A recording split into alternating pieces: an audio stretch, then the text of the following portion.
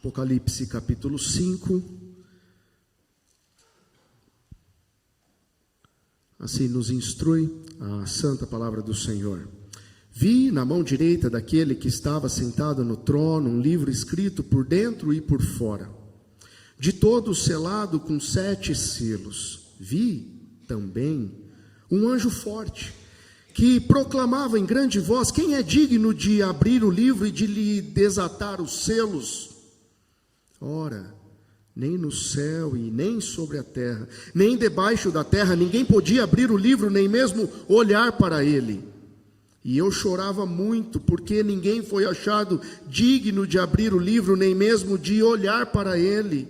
Todavia, um dos anciãos me disse: não chores, eis que o leão da tribo de Judá, a raiz de Davi, venceu para abrir o livro e os seus 7 selos. Então eu vi no meio do trono e dos 4 seres viventes e entre os anciãos de pé um cordeiro, como tendo sido morto.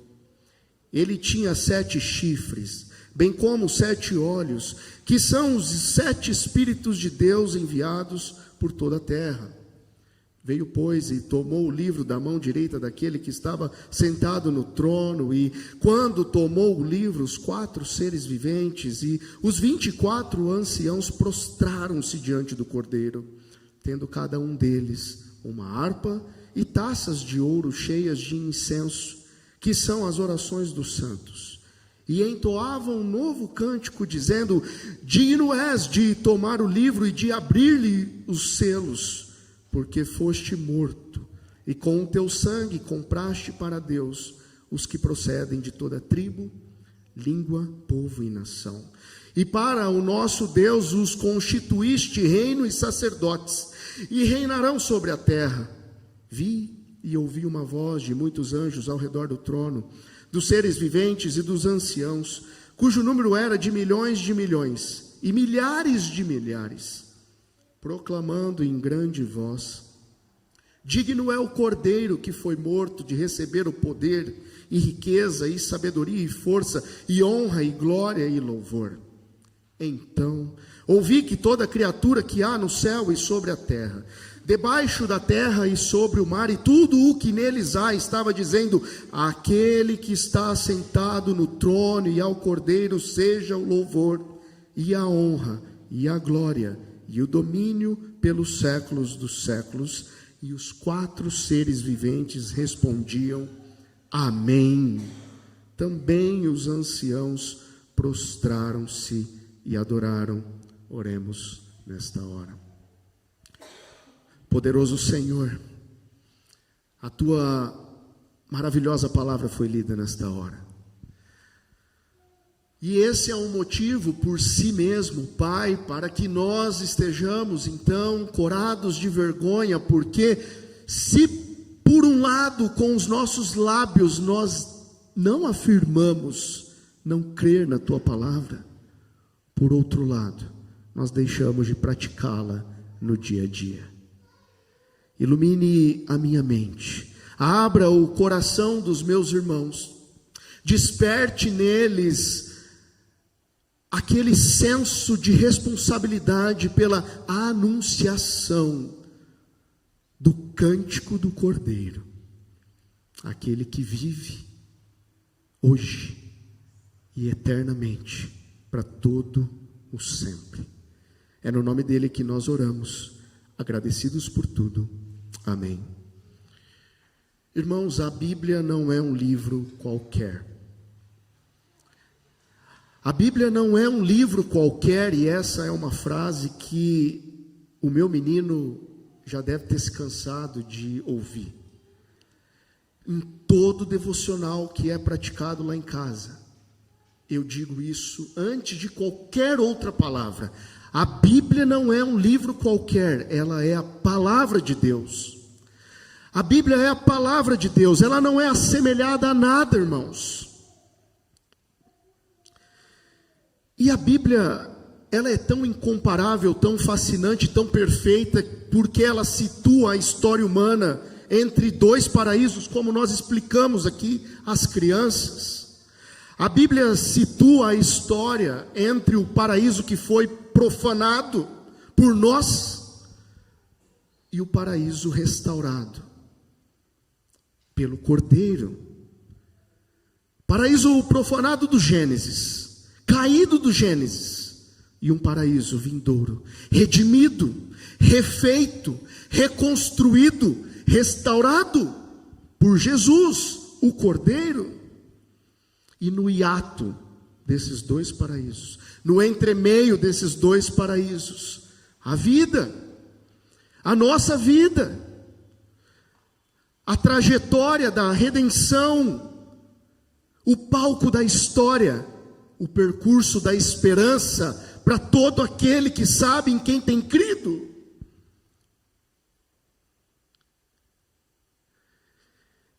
E mesmo que nós não mereçamos viver eternamente nesse paraíso de glória, um dia, irmãos, pela graça do Cordeiro Redentivo, lá nós estaremos. E muitos são os que anseiam estar nesse paraíso prometido e paraíso já conquistado, esse paraíso oferecido a todo aquele que crê. No texto, esse texto que nós lemos, ele não só nos dá amostras a respeito desses dois paraísos, ele também nos informa sobre o controle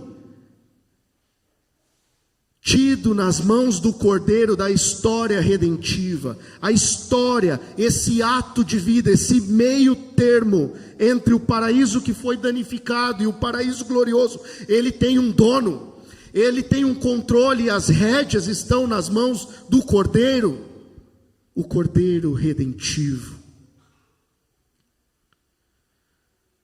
E isso tudo tem que se fazer real. A história da redenção já foi conquistada. No madeiro, Jesus conquistou a vitória. A redenção está garantida.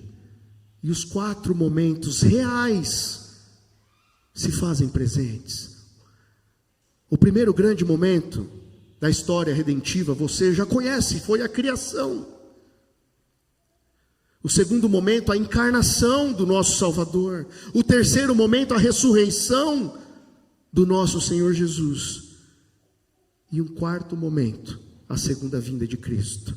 Essa você e eu não experimentamos, mas no decreto de Deus já está feito, já está executado. Tudo já está consumado e já está feito. O eterno decreto de Deus já nos mostrou esses grandes momentos da história da redenção. Ele é o agente redentivo, escolhido pelo conselho trinitariano, para realizar e dar cabo a todo o propósito descortinado debaixo do céu. Os desígnios do Pai são cumpridos por nosso Redentor. Por isso, nesta manhã eu quero falar a vocês a respeito do cântico da redenção. E é o tema da nossa mensagem, o cântico da redenção. E esse cântico nos ensina 3 preciosas verdades. A primeira verdade é que nós somos ensinados no cântico da redenção a respeito da dignidade do Cordeiro, versículos de 1 a 5. A segunda verdade que nós aprendemos neste cântico da redenção é a respeito da salvação do Cordeiro, versículos de 6 a 10.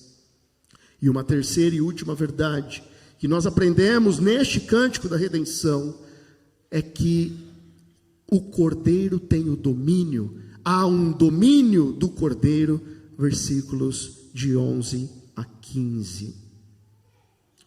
Em primeiro lugar, irmãos, o nosso Senhor Jesus é este Cordeiro, e Ele é o único digno de dar cabo à vontade soberana do Pai. Os versos de 1 a 3 nos diz isso.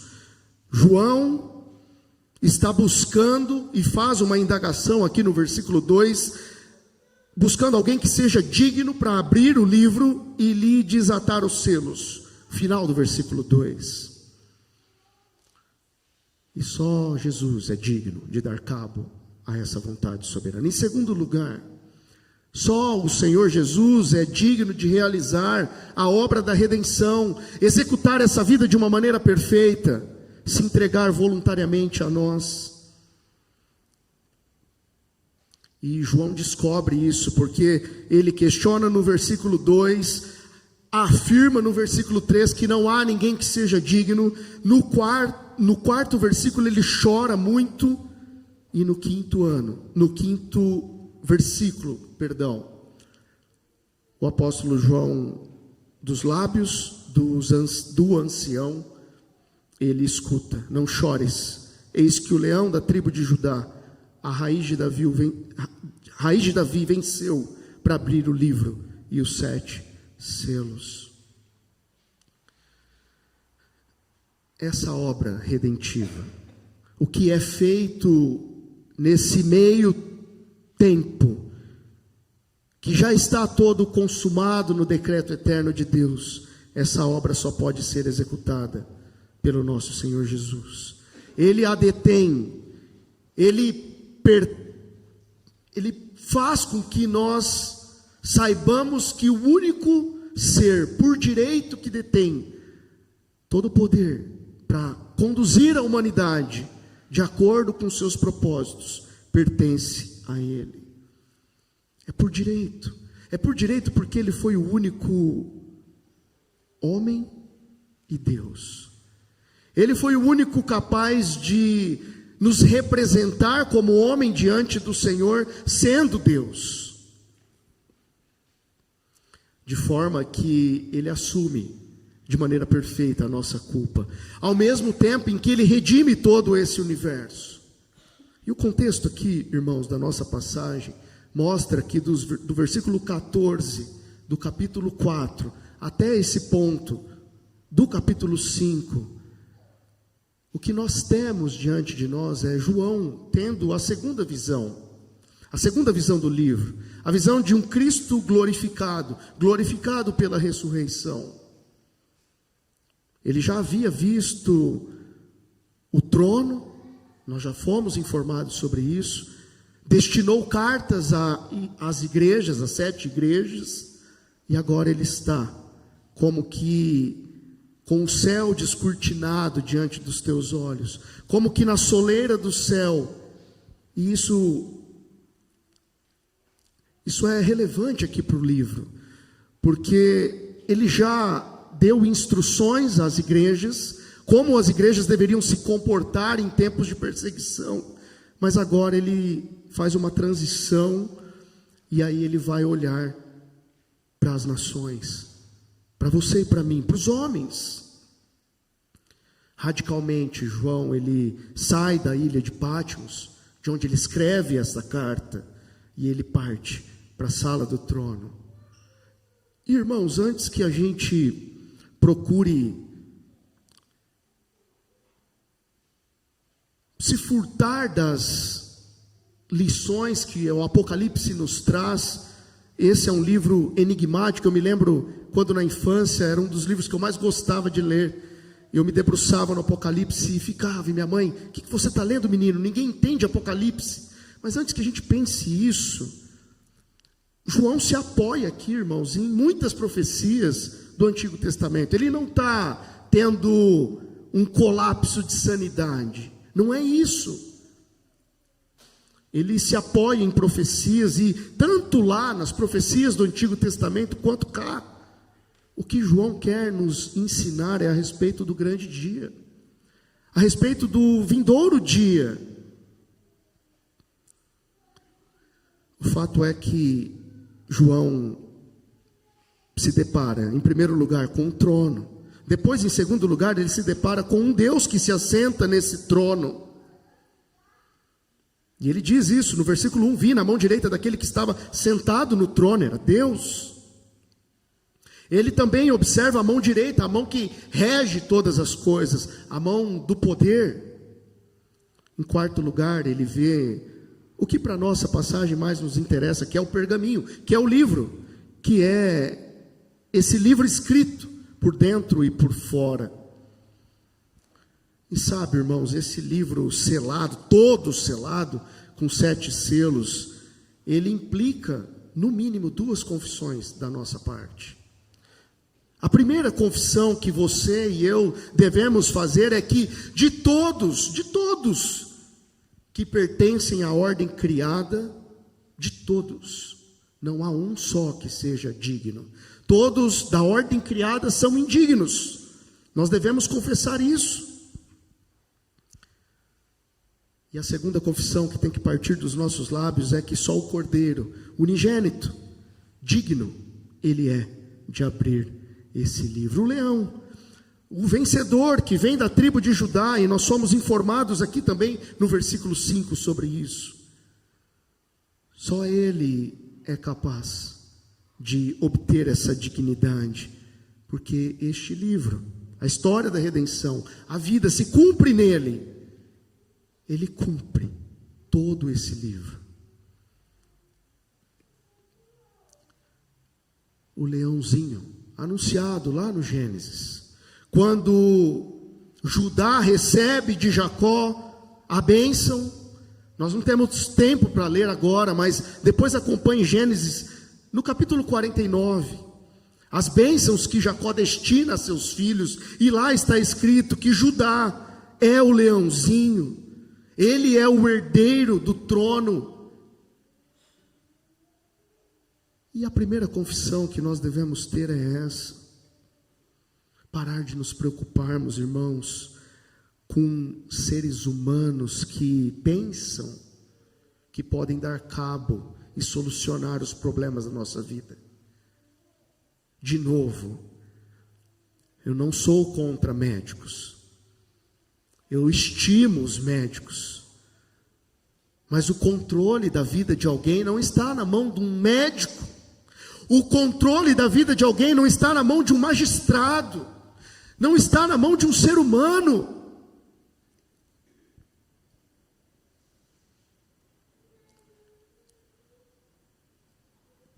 Essa mensagem era para ter sido pregada há muito tempo atrás, mas Deus fez ela ser pregada hoje. Muitas dificuldades de agenda, um planejamento humano que foi feito e que ele se concretiza hoje. Um dia depois de talvez alguém esteja pensando, Trump então é o redentor, ele destruiu o arsenal nuclear do Irã. Mas o Trump também não é o redentor. O poder não está em suas mãos. O poder está nas mãos deste que mudou essa mensagem de lugar e fez ela estar aqui hoje, nesta manhã, nesta hora, contrariando as agendas do pastor Samuel e a minha agenda. É assim. O controle está nas mãos do Cordeiro, e essa é a primeira verdade do nosso texto. A primeira verdade do nosso texto. O cântico da redenção nos ensina a respeito da dignidade do Cordeiro. Só Jesus, Deus homem, podia ser digno de abrir e romper esse livro.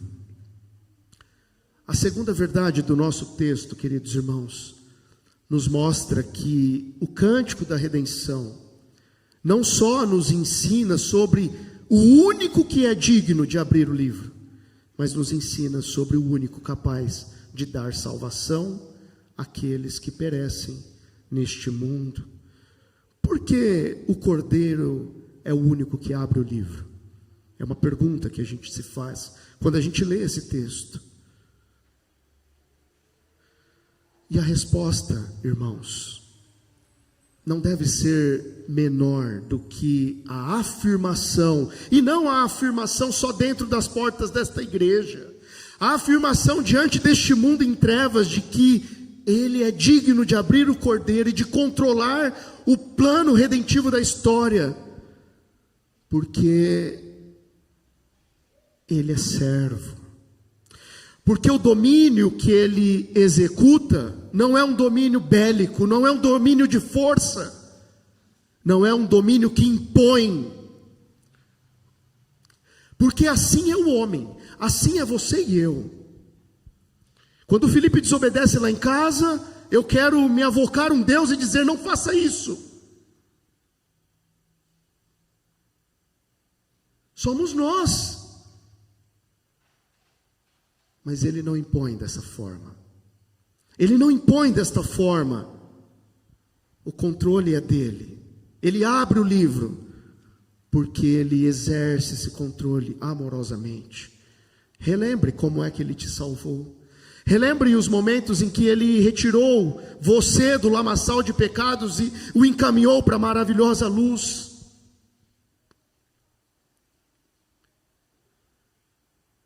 É só o Senhor Jesus, só Ele que pode desvelar o bom querer de Deus para o homem. Só Ele tem toda a autoridade nos céus e na terra. E aqui no versículo 6, nós somos informados que Ele, o Cordeiro, Ele tem 7 chifres, 7 olhos, 7 Espíritos de Deus, palavras enigmáticas, palavras difíceis de serem interpretadas, e que de fato geram mesmo muitas interpretações, e nós não vamos aqui adentrar nos meandros dessas interpretações, irmãos, mas Ele tem toda a autoridade nos céus e na terra. Esses 7 chifres, esses 7 olhos do versículo 6, os 7 Espíritos de Deus, representando aqui nitidamente os 3 atributos de soberania, que distinguem o nosso Deus de qualquer Deus pagão, de qualquer ídolo. Ele é sim onipotente, Ele é sim onisciente, e Ele é sim onipresente. Espíritos de Deus representando a onipresença dele. 7 olhos representando a onisciência dele. 7 chifres representando o poderio que não está nas mãos de um homem, de um guru da humanidade, de um santo que já é proclamado nesse mundo afora, por beatos, enfim. Não. A autoridade nos céus e na terra vem daquele que é onipotente. Tem 7 Espíritos de Deus que estão sendo enviados por toda a face da terra. Ele é o Salvador, Ele é o resgatador, o remidor. Olhem comigo, versículo 9 e 10 agora. E entoavam um novo cântico, dizendo: digno és de tomar o livro e de abrir-lhe os selos, porque foste morto e com teu sangue compraste para Deus os que procedem de toda tribo, língua, povo e nação. E para o nosso Deus os constituíste reino e sacerdotes, e reinarão sobre a terra. Esses 2 versículos, no aspecto da salvação do Cordeiro, são centrais aqui, irmãos, para essa segunda verdade. O cântico da redenção nos mostra que só o Cordeiro, só Jesus é digno, mas também que somente Ele tem o poder e a capacidade de salvar aqueles que são seus. Por isso eles cantam, eles entoavam esses cânticos. A verdade é que o que João quer nos mostrar nesses 2 versículos 9 e 10 é que toda a ordem criada, todos os seres criados, tudo que se foi criado, estão em reverência ao Senhor, estão entoando a Ele um novo cântico. E quando eu estava preparando essa mensagem, eu pensei: quando é que eu fiz isso? Eu não fiz isso, eu não faço isso. Eu não dignifico como merece o meu Rei, o meu Cordeiro, aquele que me salvou, aquele que apagou os meus pecados. Ele é digno, e o cântico da redenção mostra que a salvação pertence a Ele. De todo o seu coração, comece a ensinar mais sobre a salvação desse Cordeiro. porque Ele nos salvou com eloquência, com capacidade intelectual, com poderio econômico. Não, Ele salvou, como está escrito: com o teu sangue comprastes para Deus os que procedem de toda tribo, língua, povo e nação. Ele é o nosso Redentor. E a ideia que João transmite aqui é exatamente essa: Ele é o nosso Redentor, porque Ele se entregou no madeiro, Ele derramou o seu sangue precioso, por isso Ele é digno. Ele destrincha esse livro, Ele abre esse livro, Ele tem a sua história em suas mãos.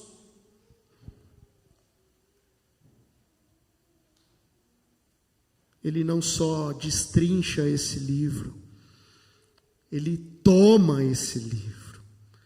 Esse termo é forte, irmãos. Ele toma mesmo. Não como um ato de insubmissão, mas como um ato de poder. Nós acabamos de ver os 7 chifres.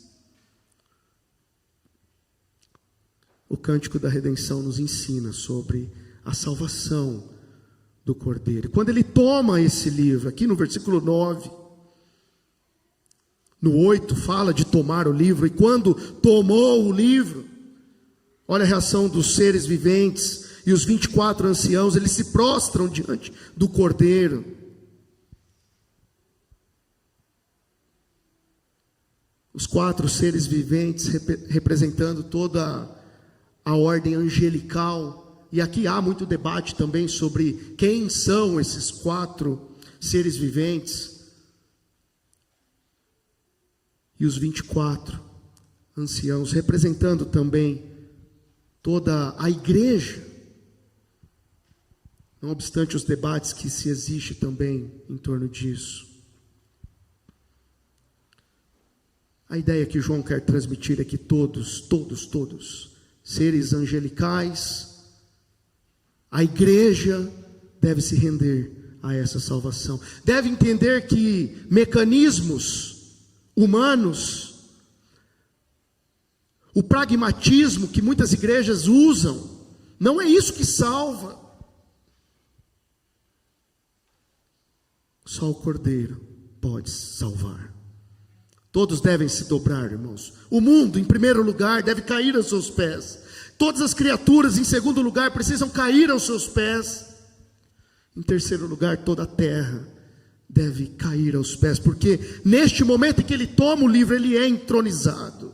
Ele é entronizado no trono, Ele ocupa a destra do Pai. E nesse momento, o Evangelho é pregado. E todo mundo, com a autoridade daquele que derramou o sangue, todos os eleitos vão sendo salvos eternamente. E é por isso que no versículo 8, nós temos que as orações que João traz aqui da base do Antigo Testamento,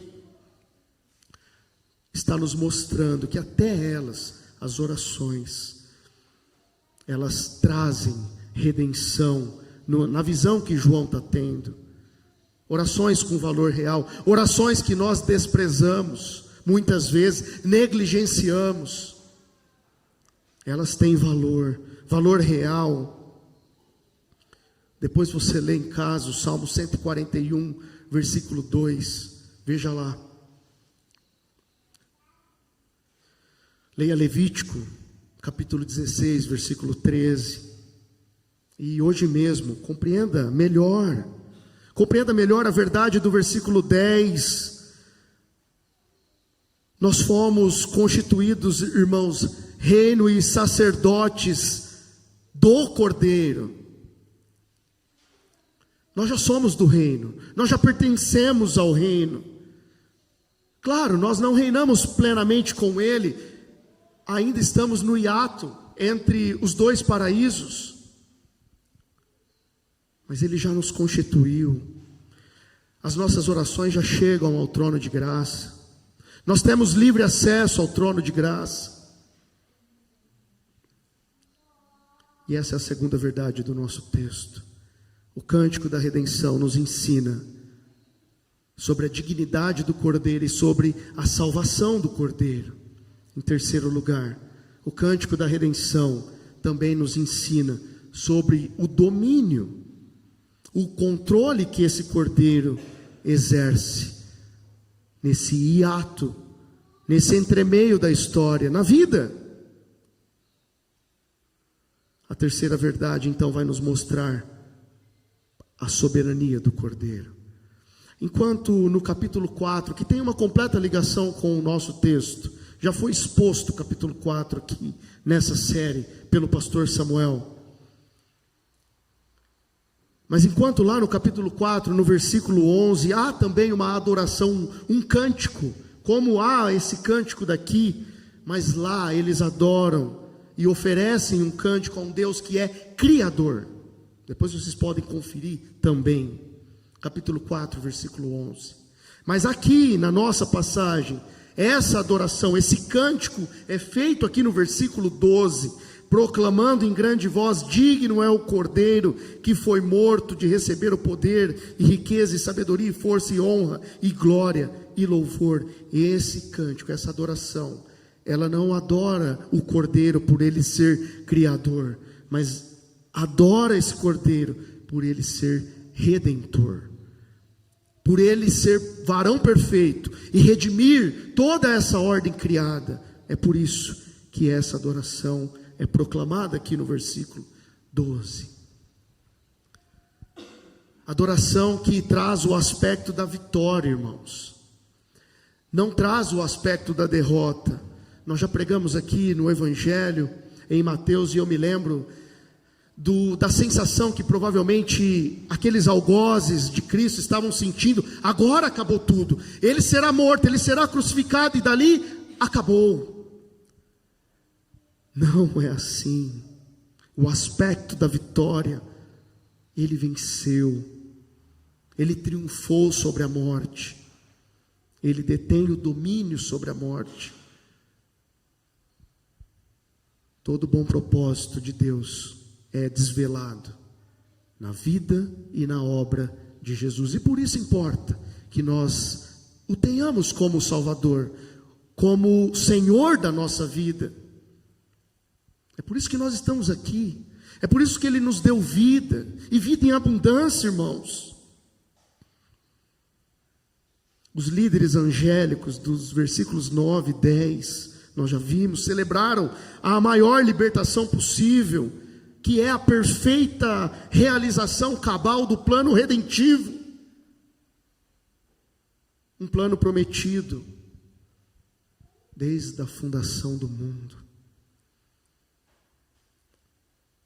E sabe o que tem que encher o nosso coração de esperança? É que esse plano de vida, ele não envolve só o aqui e agora. Porque se ele envolvesse só o aqui e agora, nós seríamos os mais infelizes dos homens.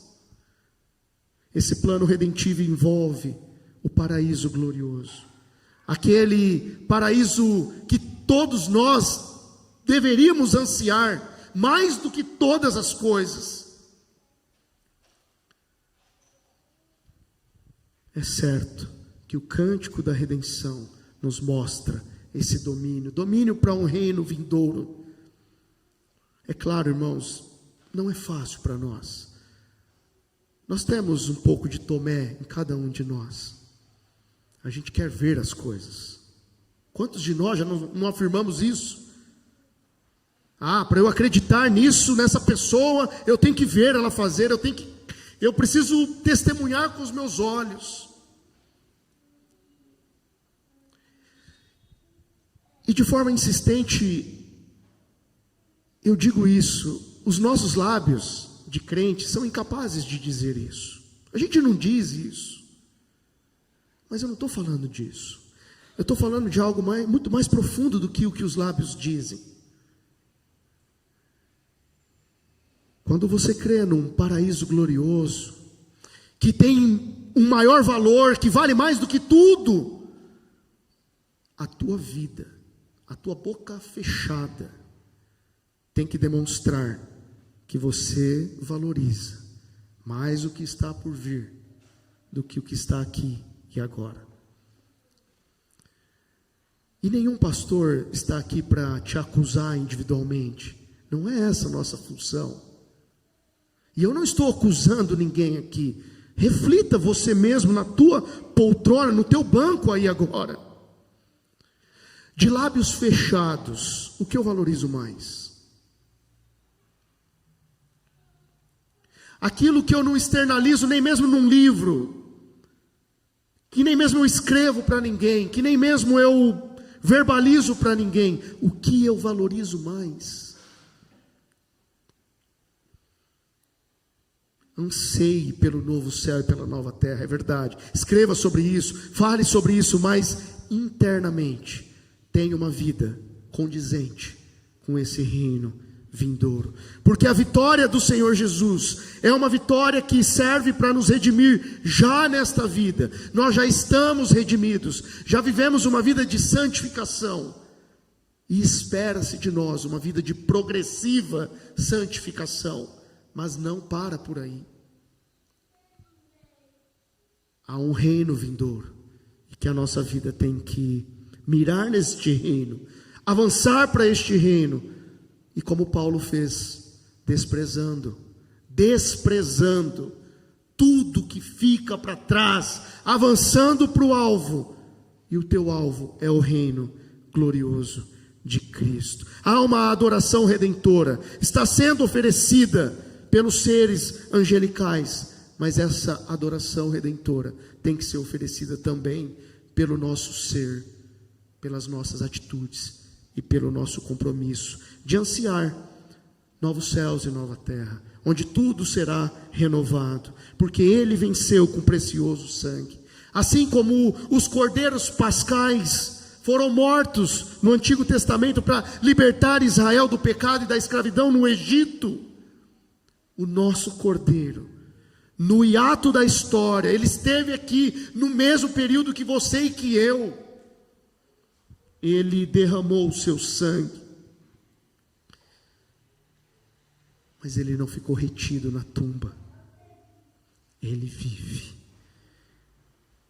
ele ressurge, e ao terceiro dia, irmãos, Ele não só nos traz libertação das agruras do pecado, mas Ele tem que trazer vida nova, redimir a nossa vida. Ele tem que trazer redenção para você e para mim, e Ele traz.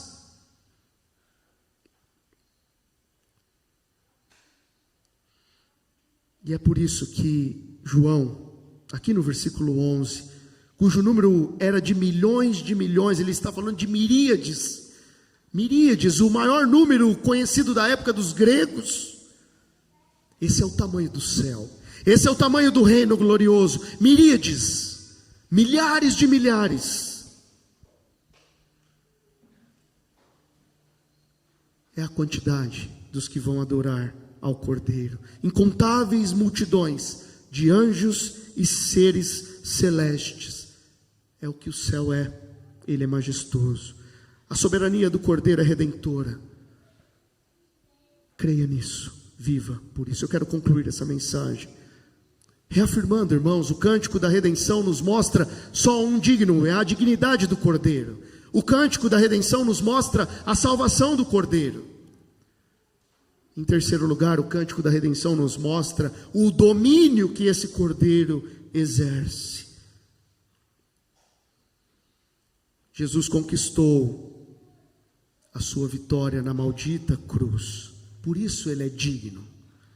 Conforme o versículo 7, o maior ato da criação, quando o Cordeiro toma esse livro das mãos direitas do Pai, Ele está anulando a sua dívida, a minha dívida, para nos devolver esperança, nos devolver uma herança que ficou perdida no jardim, naquele paraíso profanado. E Ele nos deu esperança de vida, nos deu a redenção esperada. Ele redime todos aqueles que creem de geração em geração.